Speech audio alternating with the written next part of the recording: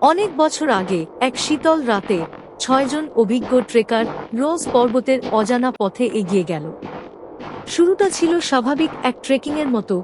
আলোয় মাখা পাহাড়ের দিকে হাঁটছিল তারা, গল্প করছিল, হেসে চলছিল। হঠাৎ দূরে কুয়াশার মধ্যে একটি অদ্ভুত আলো দেখা দিল। সেই আলোর পিছনে যেতে যেতে তারা ক্লান্ত হয়ে পড়ল, তাঁবু সাজিয়ে বিশ্রাম নিল। ঠিক তখন হাওয়া ও ঝড় ওঠে, আকাশ কালো হয়ে যায়, তাঁবু ছিঁড়ে যায়।